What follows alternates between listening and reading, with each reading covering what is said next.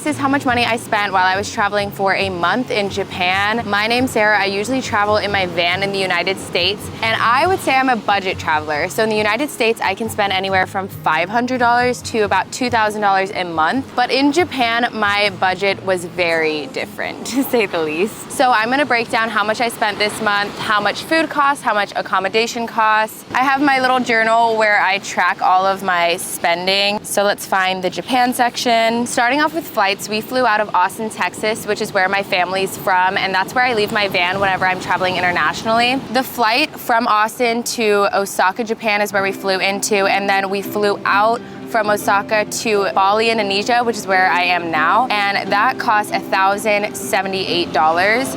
And then we also flew to Okinawa, which is this small little island area in the south of Japan, and that's where we explored some remote islands for about a week, and that flight cost $152. And then the carry-on that we had to pay for to go to Okinawa cost us $44.86. So the total for flights is $1,274.86. To find cheap flights, I use the app Kayak or Skyscanner is another great one. I try to book on Tuesdays. I think they're cheaper that way. And I turn on a private browser so it's not storing my data, because sometimes it'll increase the prices if it knows you're repetitively looking at the same flight. Moving on to food.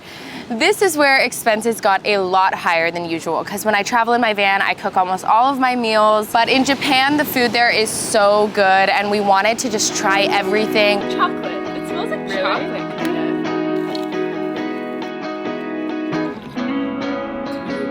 We rarely ever cooked for ourselves, and we were almost always eating out every day. So this was a much higher cost than it would be if we were traveling in the van in the United States. The food totaled to $635.94 for a whole month of food. Yeah, that's a lot. For me anyways, that's a lot. Moving on to hostels. We were staying at hostels the whole time we were in Japan, basically. We would stay at capsule hotels or dorm-styled hostels because they are cheaper. We're budget travelers, so we typically do this, and it's also a great way to meet people. So I highly recommend, and we find hostels through the app Hostel World. The hostels in Japan averaged anywhere from about $25 to $40 on the high end. For the month, that totaled up to $687.05. And before we move on to the rest of these totals, I thought I'd introduce the sponsor of today's video, Empower. As you guys know, I've been traveling full-time for over 4 years, both in my van in the United States and also through hostels like I was in Japan. But that hasn't always come easily financially, if I'm being honest. Some of the ways I've made money throughout my journey is working seasonally. I've worked on farms, I've done Uber Eats, photography, videography, and now content creation. I went through a period of time where I stressed about money so much, but I've slowly learned how to budget and to stretch my dollar between paychecks to save more money. And one of the ways I do this is by using this app called Empower. Empower offers their users multiple ways to take control of their finances and meet you where you are. For those who need a bit of extra help, especially for the unexpected expenses in between their paychecks, Empower offers cash advances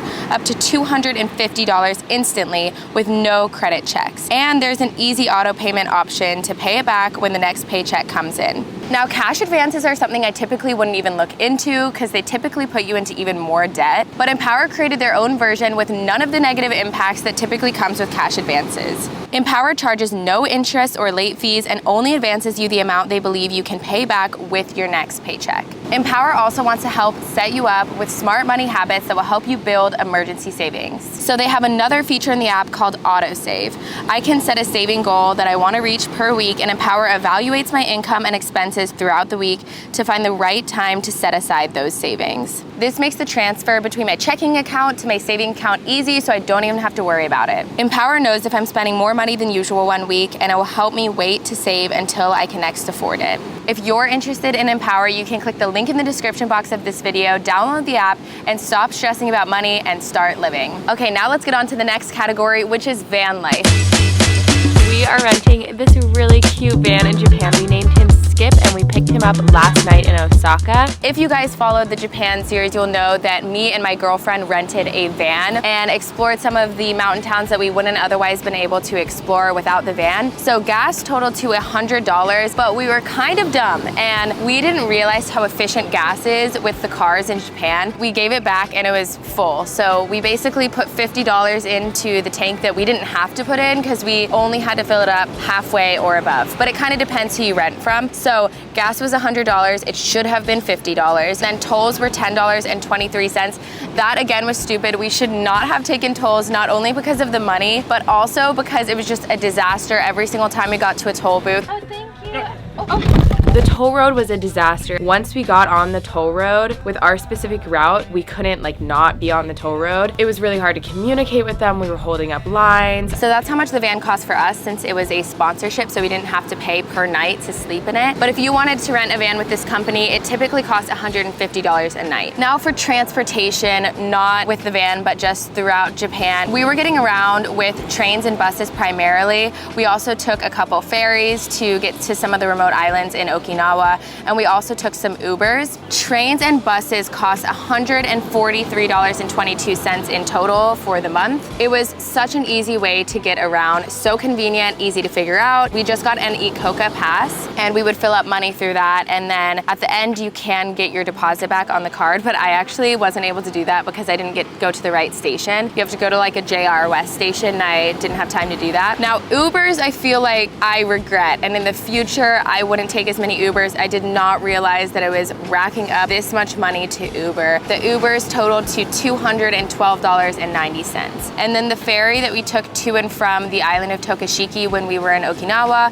cost $37. And I needed to get an eSIM. I have Sprint and T-Mobile, and I'm supposed to have unlimited even internationally, but it's kind of a lie. So it's not unlimited. It has some hidden rules in there. I have been traveling so much internationally recently that I wasn't able to get free international coverage. So I had to get an eSIM, which costs $187, but I'm also using that for the next couple months while I'm traveling through Indonesia, Thailand, and everywhere else I'm going. So that seems very worth it to me, and it's been working very well. Souvenirs. I bought souvenirs for myself, for friends and family, and I just had my parents take that back to America for me. So that cost me $315.66. The next category is excursions. We did a couple excursions while we were in Japan. We did a green tea ceremony, which was so amazing in Kyoto. We also did a pottery class. Different things like that cost $134. And then we rented a car. In Okinawa, it's very necessary to rent a car. I thought it wasn't, but once we got there, we realized it definitely is. And that cost $39.10 per person, since my girlfriend and I split that cost. And that was for about 4 days of a car rental. I went ahead and I added the hotels I got for free. That added up to about $540 if I were to actually pay for that instead of exchange content for it. So that total is so much for me. It's just like more than double the amount I spent in the United States, but it's $4,316.96. But to be completely honest, I wasn't prioritizing budgeting as much as I could have. You guys saw that I spent a lot of money on food, I spent a lot of money on souvenirs and even excursions. I just think that's how it is when you're in Japan, honestly. Like, I wouldn't recommend going to Japan unless you're ready to splurge a little bit, because there's just so much to see, and when you're there,